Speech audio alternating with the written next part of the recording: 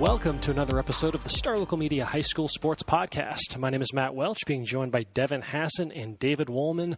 Gentlemen, we have reached the finish line. Finally.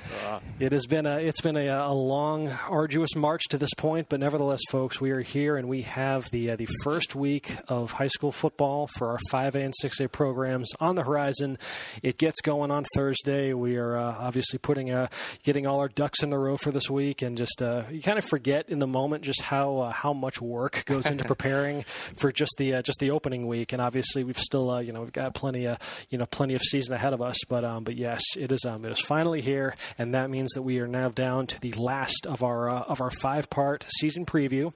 We've spent the past month, I guess, each week touching on 4 different questions, just previewing various aspects of our high school football coverage and whatnot. So we got 4 more. So some questions talking about some more kind of some big picture discussions as far as teams that could potentially do a little bit of damage this season, and then and we're going to close out with I always love to see what we have the very last question, a bold prediction from everybody on something for high school football this season. So we'll get to that in a bit. So let's start again with a big picture question. This one at the district level, and this one actually I had to rack my brain for a bit on this one. This was not an easy question. Who are the unquestioned district favorites in our coverage area? I had a really tough time with this one. This is not easy at all. My answer was easy. None. No, I mean, I'm sorry. I cover essentially 7 districts. I mean, my teams are spread out around 7 districts that I kind of looked at for this question, and that was my answer. None. There is no clear-cut favorite. I mean, I could just go down the list real quick. 9-6A, Saxey and Wiley. They shared the title last year. The co-favorites again this year. 10-6A, Rockwall. You could kind of make an argument, except for the fact that they lost the best player in the state last year, and obviously lost their head coach. Yeah. And Rockwall Heath is a team with 17 returning starters. So absolutely. I think those two are the kind of there. 5A is even okay. Lone Star didn't rhyme. Longview or Highland Park. Yeah, for sure. Even you dip into 6-5A Division II, Poteet and Sauk. I think are the 2 unquestioned favorites there. But the separation between those schools, you just don't know. Frisco and Denison. Frisco is the favorite, but Denison beat them last year. And even going down to 4A, Sunnyvale and Cattle Mills. I mean, Sunnyvale has ruled that district in recent years. But they got off to an 0-3 start, albeit against really good competition. And Cattle Mills has been one of those programs that's kind of trended up in recent years. So whereas, at this time last year, everybody would have said Sunnyvale is going to run away with it. And they did. This year is a little bit different. So, yeah, I mean, it just seems like at least even at the top, there's a lot of pair. There's a lot of contenders.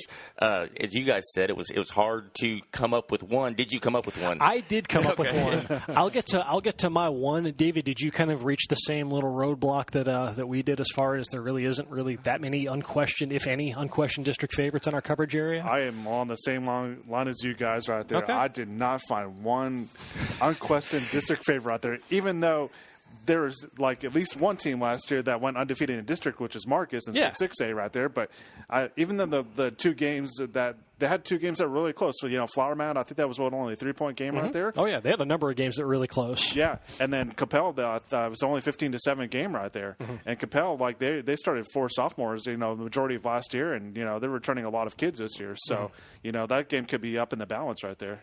Because, for forever it feels like you just kind of started the year. It was just fait accompli that a team like Allen or a team like Frisco Lone Star was just going to run their district. Allen's won a district championship, I believe, every year since 2006. 2005 was, I think, the last time they did not win a district championship, but they're in the same district as Denton Geyer. How can you make an objective case that one is better than the other right now? No one knows. And it's, they're what? Geyer's ranked number 5 in the state in the preseason rankings. Allen's number 6. So again, they'll get a chance to settle it later on in district play, but for the time being, no, it wouldn't shock anybody if Geyer won that game or vice versa and whatnot. And you mentioned the same thing with, with Marcus. And they ran the table in 6-6A last season, but you look at, I'll even go a step further. Every single game they played against basically a non-Irving ISD school, because you can kind of throw those out and just you automatically chalk that up as a 5-6 touchdown win. I mean, they beat Hebron by 10 points. They beat Capel by 8 points in overtime. They beat Flower Mound by 3. They beat Louisville by 6, also in overtime. I mean, that and after a while, I guess you kind of do develop that mental fortitude to kind of remain calm in those moments and just kind of push all the right buttons. But I mean, I think we anticipate that district being pretty competitive once again this season, and it wouldn't shock me if just the ball bounces a different way a time or two for Marcus this season. There's other really, really good teams in that district. So basically, should we just rephrase this question like, is there a favorite in the district, not an unquestioned favorite? But I did say that I have one. So there was one team, though, that I do feel all right about, about their chances of running the table, coming out on top in their district, and that is Salina.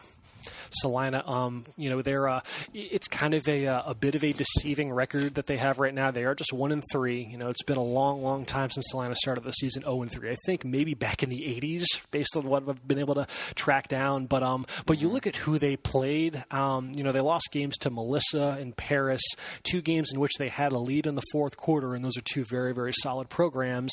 Then they lost to Argyle 35-21. You look at what Argyle's number 1 in the state. You look at what Argyle's done though to the rest of their schedule. La Vega. Oh yeah, they demolished La Vega, and maybe they were obviously a little bit more jazzed for that game than they were against Salina, just given the history between La Vega and Argyle dating back to these last couple seasons and whatnot. But I mean, in hindsight, it looks like Salina's played Argyle as tough as you possibly can right now.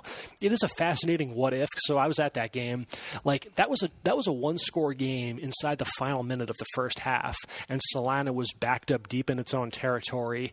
And, they're looking to, again, just punt the ball away and theoretically just, go to the half, down 7, and you'll see what happens.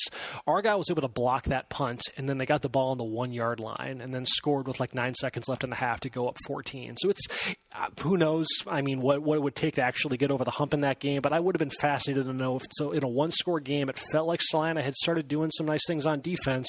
Really the first time all season that a team has really kind of pushed back and made Argyle sweat a bit, just what happens in that game. But nevertheless, though, Salina, despite being just 1-3, they finally got off the schneid in a big way. They scored through their first 3 games of the season. They totaled 48 points, and then they beat Paul Pewitt on Friday 55-0. And they're, and this is Paul Pewitt, the 3A Division II runner-up last season. So a quality program. There's still obviously a lot of talent on Salina. They're playing a little shorthanded right now. They're down 6 startars. Coach says it's all due to injuries, no COVID and whatnot. But yeah, Salina's, despite being shorthanded these last couple weeks, including against Argyle, they've still got plenty of talent. Their receiving core is really impressive. Quarterback Noah Bentley, just a sophomore, he was actually the backup, but he got the start against Paul Pewitt. He accounted for 6 of their touchdowns in that win. They got a lot of talent on defense, especially up front. That's been a constant even in these tough losses, that their front seven's played spectacular. So I think Salina's got a chance to run the table in their district. Aubrey and Sanger, also in that district, are undefeated at 4-0, but you look at the schedules, the majority of those wins have come against winless teams, not teams that are ranked number 1 in the state. Yeah. So I don't know. I like Salina to kind of right the ship and just kind of keep riding this. Once they get through this challenging preseason schedule, then I feel like they're in a pretty good position to run the table in that district. Because outside of that, though, we don't technically cover them, but obviously over in 6-5-8 Division I, where you have Newman Smith and R.L. Turner, there might not be a more mismatched district for a team like Lancaster than being in a district with. Yeah. They're the only team in that district that won more than 4 games last season. Ouch. They're, they play Skyline to start the year, and just because of the size of that district, that's the only non-district game that they get. So, yeah, there's going to be a lot of pretty ugly scores with Lancaster, CFB ISD, and then some of those Dallas ISD schools, but that's another one. But though, it's different just because the usual suspects, there's another team in that district due to realignment that has just completely recalibrated the way that you have to discuss them in terms of the district title picture. Yeah. We can move on to the next question, though, and this is where I think some of those teams can at least be brought up and discussed, and that is, who are the legitimate state title contenders in our coverage area? So whereas some of those teams, you might not win your district because you have another top 5 ranked team that you're jockeying sides with there for the district title, though, once the playoffs start, once you get into the the divisional alignments and whatnot, it can all change. So where did you guys land as far as potential state title contenders in our coverage area? I am going to go to one that's always in the discussion. It's got to be Allen. Yeah. like you said, they've won district every year since 2006, and their last district loss, I think, came in 2010. Yes, against Hebron. Yeah. So 10 years without a district loss, in that many years. That's such a ridiculous That's impressive. statistic. And think about how many quarterbacks you've had over that time too.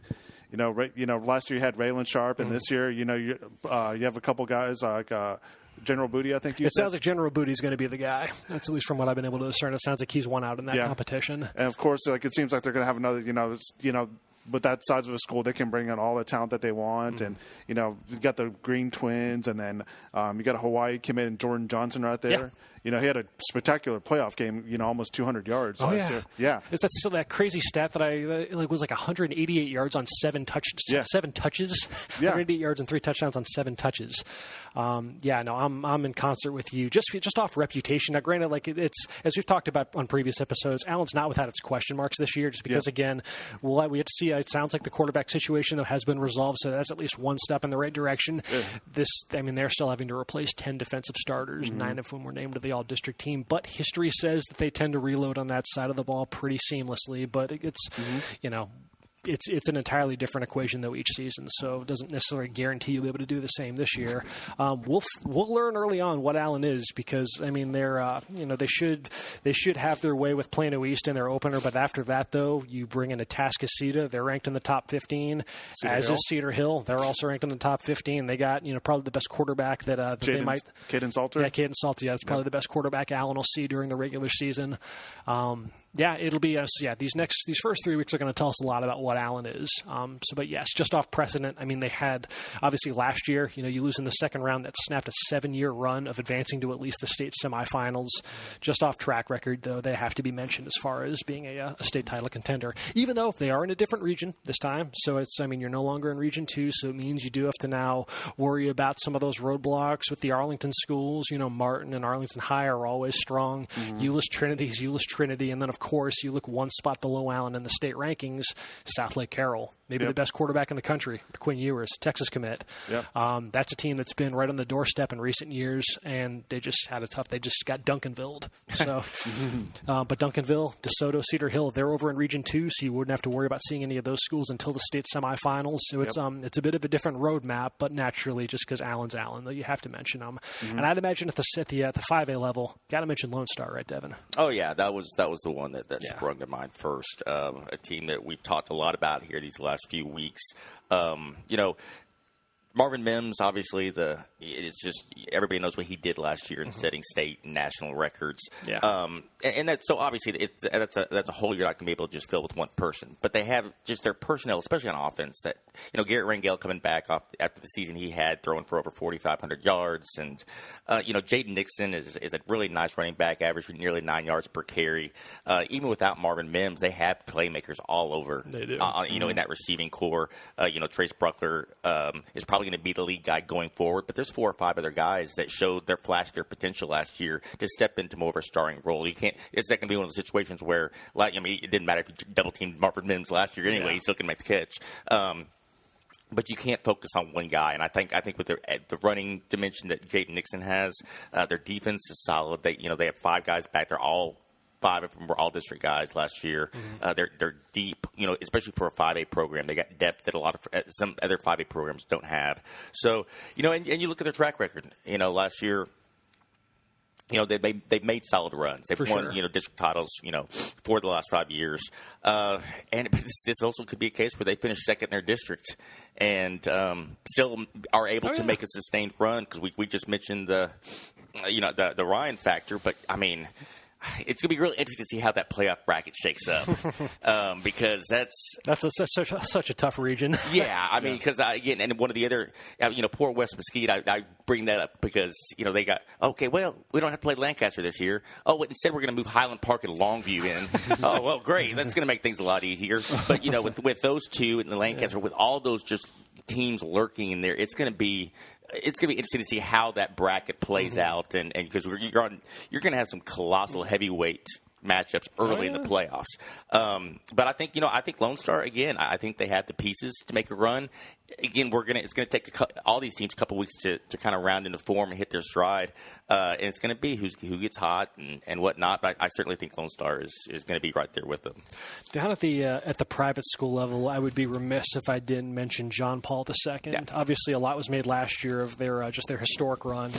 So many firsts for that program last year. Their first ever playoff win that they obviously parlayed then into an appearance in the state championship game. Parish Episcopal just had way too much for them that day, and Parish Episcopal is ranked number 1 in the state at the private school level for very good reasons. Still got Preston Stone, I believe an SMU commit. He's back and just should be firing on all cylinders there. But nevertheless, though, with John Paul, you have to mention them as far as potentially being able to get back to that level. And it won't come easy because, it's the Dallas area, and there's always going to be great teams you have to go through in the Metroplex to get that far in the playoffs. And naturally, Nolan's going to be great this season. I think Prestonwood's still going to be really, really solid. It won't come easy. But, with what they accomplished last year, and obviously their offseason was interesting just because of now just the unforeseen departures of Jaron Bradley, their star receiver from last year, a TAPS first team All-State kid, Grayson James, their starting quarterback. They're now off playing in that DeSoto Duncanville district. So anxious to kind of see how that stabilizes. Feel a little bit better about where the receiving core is at because they do have now, and this is just I guess a late addition to the program, but Tyler Bailey of Prosper, the 9-6A offensive newcomer of the year last season. He's now at John Paul, and this is a kid that abused 6A defenses last year. One of the big reasons why Prosper was able to make the run that it did last season. They should definitely benefit from his presence on the field. And then however the quarterback competition shakes out, obviously without Grayson James, you've got a few names to choose from, guys like Chase Washington, Gabe Warren, Hayden Ferguson, all of whom are at least juniors or younger. So there is some youth there for them to draw upon. But then you pair that with what's got the potential to be one of the elite defenses in our coverage area, because even though they did lose a couple kids to transfers in that respect, though, they still have what honestly might be one of the 5 best secondaries in the state. They got 3 Division I prospects in that secondary with Braxton Myers, Terrence Brooks, Charlie Daniels. There's a lot of talent there on the back end for them, on top of some guys that each within the front 7. So John Paul's they're going to be really solid once again. They're not going to be sneaking up on anybody this season, but again, like I said, it's TAPS football in the Dallas area, so nothing is a given. But I think they're as just from a sheer talent standpoint, they've got the pieces in place to make another promising run this season.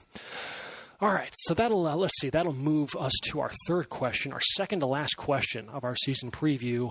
Last week we talked, David, about teams that we foresee having the best defenses in our coverage area. Going to go on the other side of the ball, talk about some of the elite offenses that we have in our coverage area this season. So which teams do you see having the best offenses that we cover? Well, there's a couple in District 6A that I really, really like. Okay. Louisville and Marcus. That's a good. Yes, those are 2 very good choices. Yeah, that like the skill position players that they have on both teams. When those 2 teams play each other, we could have like a 45-44 game this year. Oh, yeah. Just like last season, yeah. Louisville, they got Taylor Green coming back at quarterback, 25 TDs a year ago. Almost 2,300 passing yards, and still had 12 rushing touchdowns as well, too. So he's a dual threat quarterback right there. Boise State commit. Boise State. Go Broncos. And obviously, Damien Martinez came into the fold last year. I think he's a sophomore last year. Got District Offensive Newcomer of the Year, and rushed for over 600 yards and 8 TDs. And, of course, the wide receivers that they got, Marnie Winfield. He's a stud.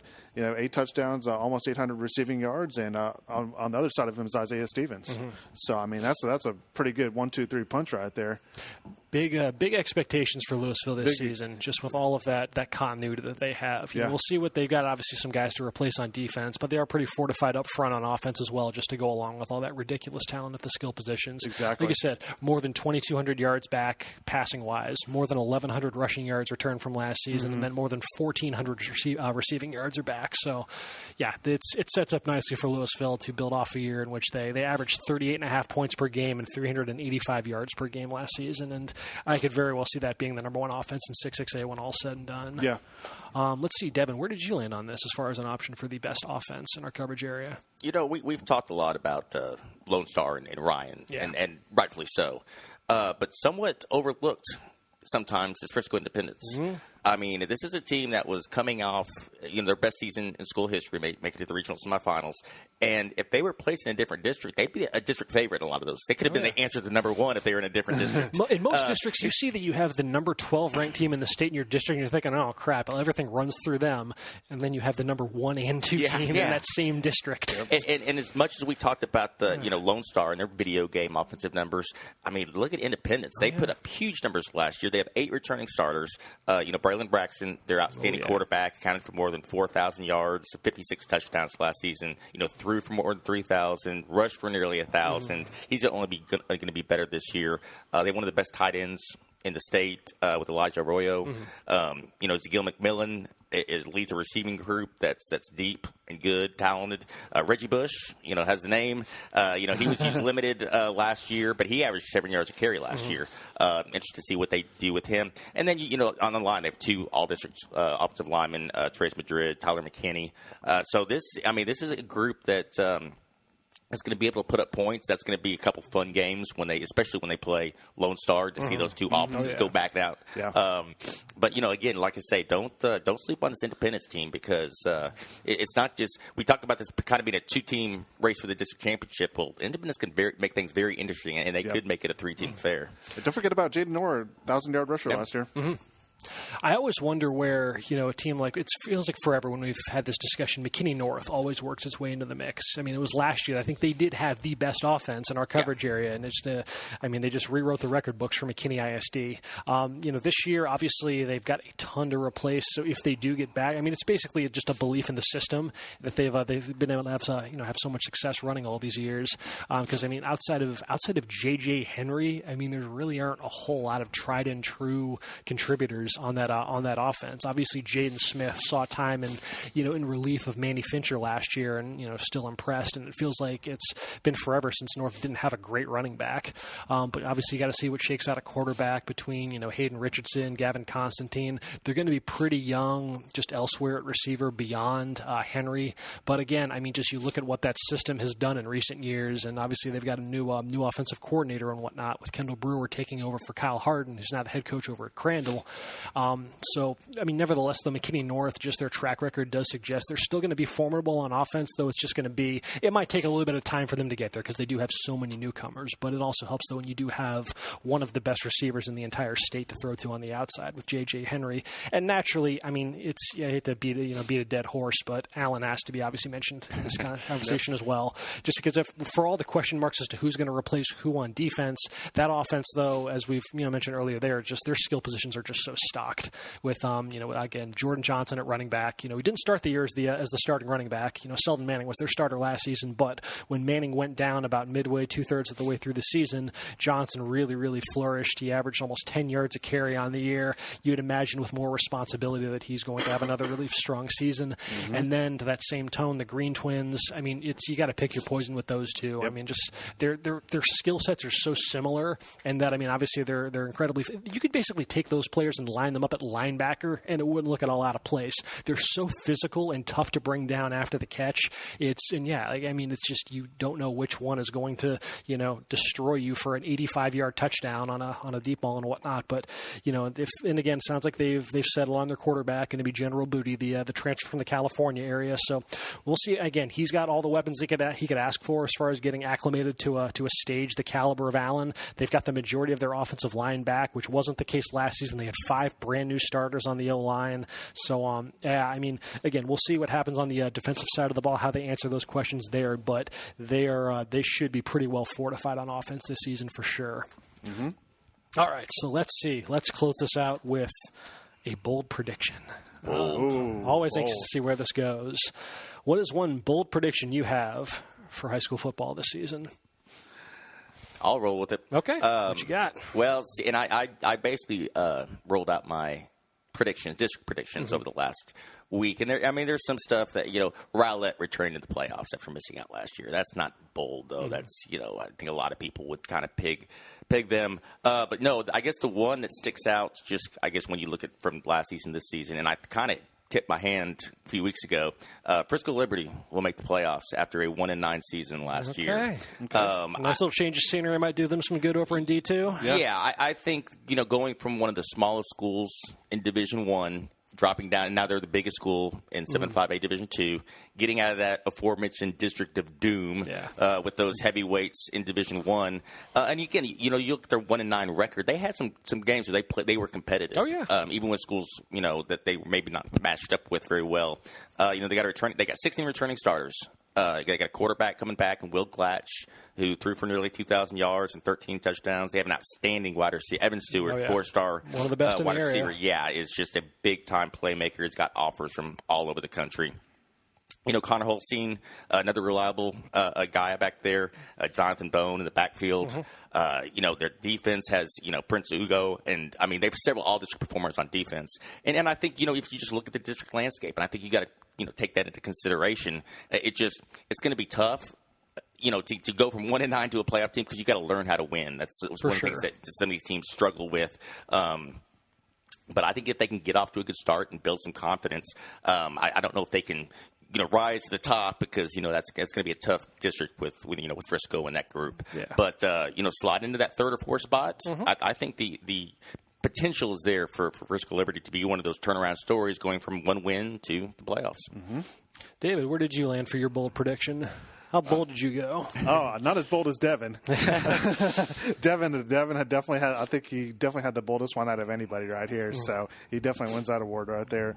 I am going to go with the team that I cover, who's who I mentioned before, who was really young and inexperienced last year. Didn't make the playoffs for the first time since 2012, and that's Capel. I'm going to say Capel's going to make the playoffs. Okay, and. What makes me optimistic about that team is that they had to go through their trials and tribulations last year with all that inexperience that they had. You know, Ryan Walker, he wasn't the starter coming in last year. Unfortunately, they had an injury situation to Kevin Schumann. So Ryan Walker kind of had to learn, through all the mistakes that he made. Yeah. Yep. And then obviously, Anthony Black, he's a new receiver last year. And, he's got at least a dozen Division I offers right now, probably more that's going to come up this year. And you got KJ Liggins, coming back to Capel after playing there his freshman season. And Jason Newell at running back. So, I mean, this is a team that could do some damage this year. And if you take a look at their schedule last year, they lost four of the games that they lost last year, including to Marcus. For those games, they lost by 8 or fewer points. Okay. So, and their record last year was 4-6. So they could have easily had 8 wins last year and made the playoffs. So, I mean, it shows how close they really were to being, a very competitive team. So, I mean, if you take a look at through all the learning that they did and all the trial by error, I think this is a team that could, maybe slip into the second or third spot in the district race right there. For my prediction, I'm kind of going along the same line as far as a couple teams that have been the victim of some very, very tough districts in recent years and perhaps could benefit from a change of scenery. We'll see. But I'm going with Carrollton Farmers Branch ISD to get multiple teams in the playoffs this season. It has only happened 3 times since Creekview was built back in 1998. With Newman Smith, Creekview, R.L. Turner. It's again that district that they've been in these last couple of years over in 4-5A Division I there was a glass ceiling after those top 4 where you had Denton Ryan, Birdville, Grapevine, Colleyville Heritage, there was just how do you crack that top 4 if you're those CFB ISD programs? Well, realignment has dealt those 3 a bit of a different landscape. Now they've broken apart, with Creekview now being in Division II, and then Newman Smith and Turner being still in Division I, but you look elsewhere in their respective districts, and it feels like who your 1 seed's going to be. I feel obviously Lancaster's they're going to run the table in that district without a whole lot of resistance. But once you get beyond them, I mean, there's really no outcome that would shock me from 2 through 9 in that district or 2 through 8. I mean, it's with those Dallas ISD programs and those CFB ISD programs, there's a lot of parity there, and just it's not really one program program that's head and shoulders over the other. Like I said, you had a couple that won like 3 or 4 games last season, but it's nowhere that you just like, what are you supposed to do this week? As far as just this boogeyman of a district that they've been in for these last couple of years. So Newman, Smith, and Turner certainly feel like there are going to be more opportunities to compete in that landscape than in recent years. And then the same thing with Creekview over in 405A Division II. I believe that's the right district. But nevertheless, they're in there with with the Fort Worth ISD schools. A lot of whom are trying to find their footing as well as far as becoming consistent playoff contenders and whatnot. They do still keep Grapevine in that district. Grapevine was a bit of a surprise dropping down to D2, but I think Grapevine right now is probably your odds-on favorite to win that district. But then, who's to say that Creekview and that tricky little flexbone offense of theirs that you just don't often see in high school football anymore, that if they're able to stabilize there and get a good quarterback and an offensive line and whatnot, that they couldn't kind of make a bit of a spirited push and maybe contend for a playoff spot in that district now. So yes, if I'm going bold, I think that the stars will align that perhaps we could get 2 teams from CFB ISD in the postseason this year.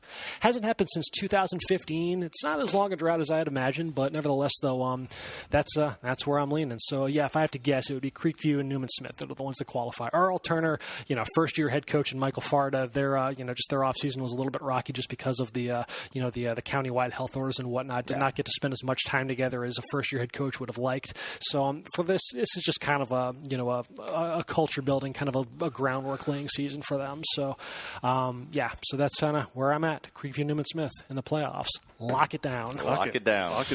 And that'll do it, guys. We have 20 questions are in the books. We have and that is our high school football season preview. Once again, it all gets going on Thursday. We've all got games on the docket. Let's see. I'm going to be out at McKinney ISD Stadium covering Flower Mound against McKinney Boyd. Should be a fascinating game between 2 fringe playoff teams in their respective districts.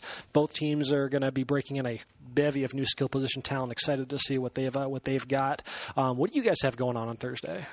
I'm going to be at Toyota Stadium for a game against 2 really good teams from a year ago. Frisco Independence, they went further than any team in school history out there last year, and Brethren Braxton, it's going to be an exciting show just to watch him alone there. Sure.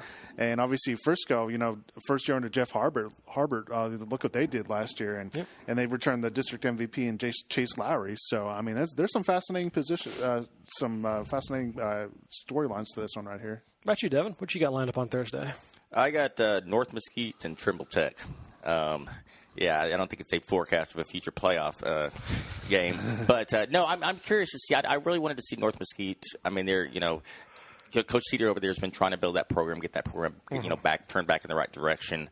They've kind of shown glimpses here recently. But, I think this is a North Mesquite team that could be a sleeper to possibly contend for that 4 spot at a 10-6A. But, again, it's everybody. This is first look for everybody. So I just want to get out there and check them out on Thursday night. And, obviously, as has been the case for years, we'll be tweeting out updates from our games along with video highlights, during the games and whatnot. So, yes, make sure you follow us along on social media. And, guys, it's back. High school football is here. So, yes, and that'll do it for this episode of the Star Local Media High School Sports Podcast. We'll be back on Thursday to preview some of those marquee games for the opening week in 5A and 6A. So until then, folks, you take care. We'll talk to y'all later.